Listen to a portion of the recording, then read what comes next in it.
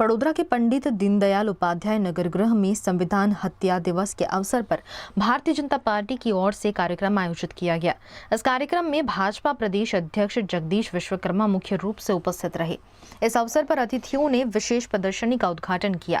प्रदर्शनी में आपातकाल के दौर से जुड़े ऐतिहासिक दस्तावेज, तस्वीरें और जानकारी प्रदर्शित की गई।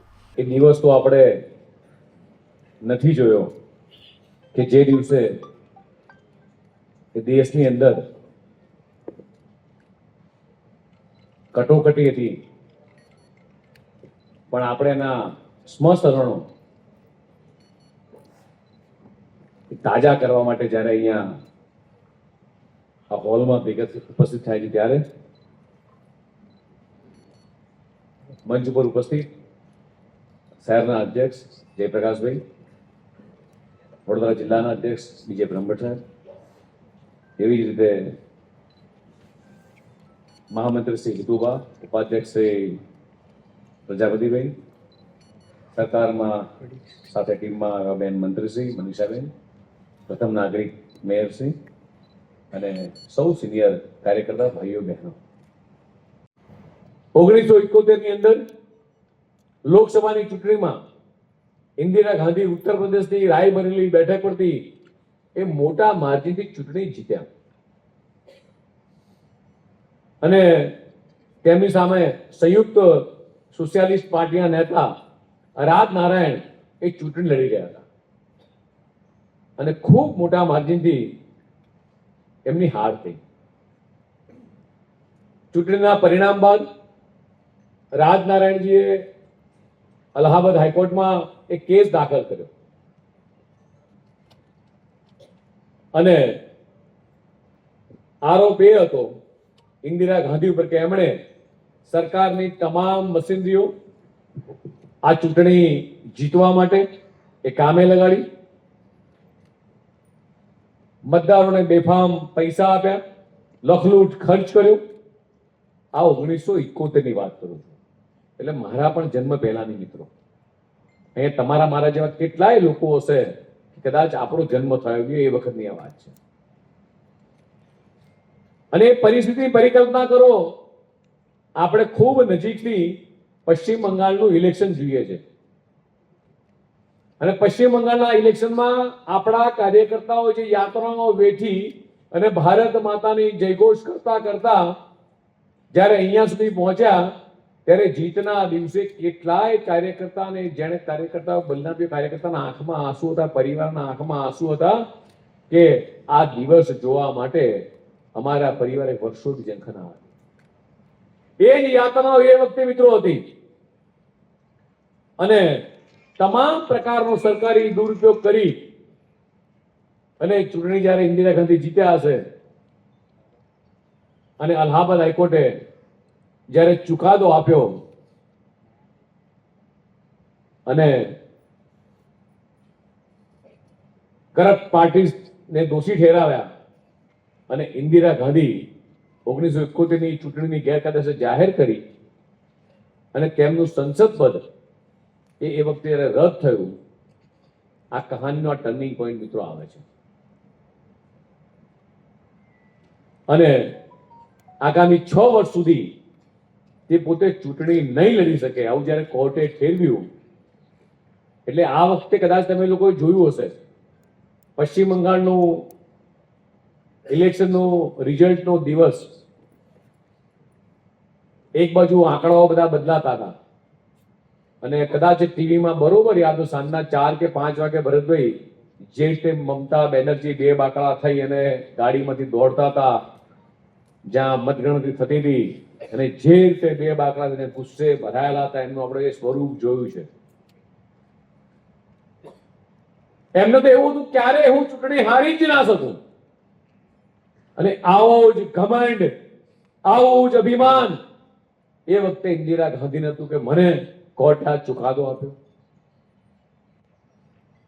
અને 24 જૂને સુપ્રીમ કોર્ટે કહ્યું કે ઇન્દિરા ગાંધી વડાપ્રધાન પર રહી શકશે નહીં, सांसद तरीके कार्यों में मतदान कर सकते नहीं।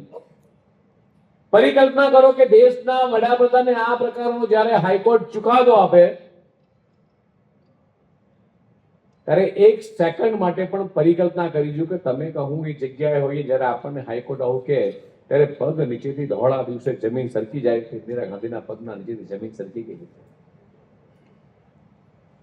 અને સુપ્રીમ કોર્ટના ચુકાદાના બીજા દિવસે એટલે 25 જૂને દિલ્હીના રામલીલા મેદાનમાં વિપક્ષી નેતા એ જયપ્રકાશ નારાયણે એક વિશાળ રેલી કરી.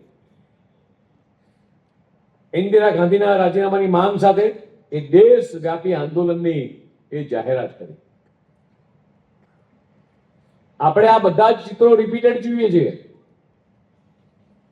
જ્યારે અને આ ઘટના સાથે સરખાવતો નથી, ખાલી એક્ઝામ્પલ્સ આપું છું કે મમતા બેનર્જીએ ચૂંટણી હાર્યા પછી કીધું કે હું રાજીનામું નહીં આપું. એ ઘટનાને ખાલી યાદ કરો અને એ વખતની 1975 ની ઘટનાને યાદ કરો. કેટલી બધી સિમિલર ઘટનાઓ છે.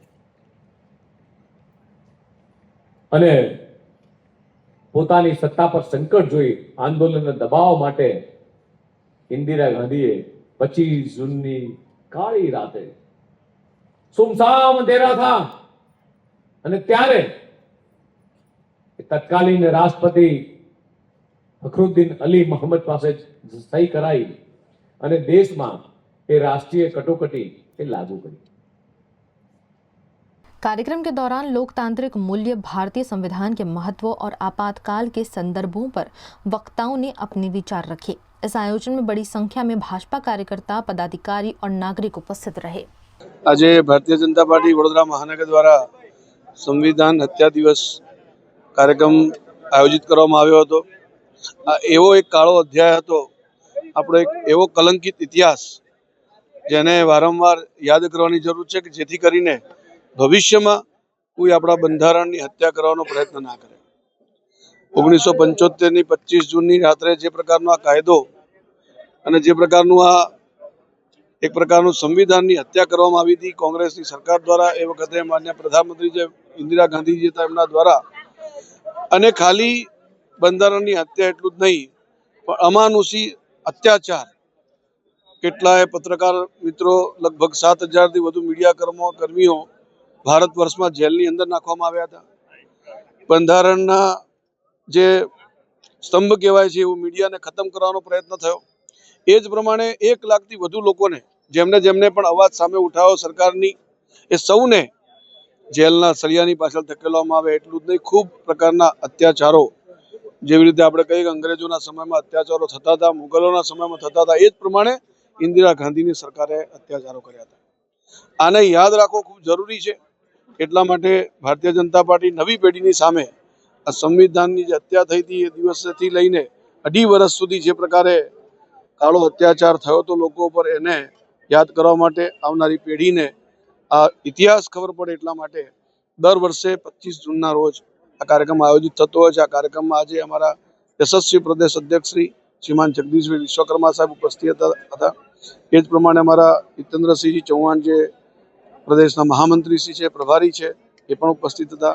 અનેક મહાનુભાવો ઉપસ્થિત હતા. આ કાર્યક્રમમાં મીસાવાસીઓનું, એટલે કે જેમને જેલવાસ ભોગ્યો છે એવા 8 જિલ્લામાંથી જે કાર્યકર્તાઓ આવ્યા હતા, સૌનું સન્માન પણ કરવામાં આવ્યું. કારણ કે એમને પોતે આ કાયદાનું સામે વિરોધ ઉઠાવ્યો હતો અને જેલમાં ગયા હતા.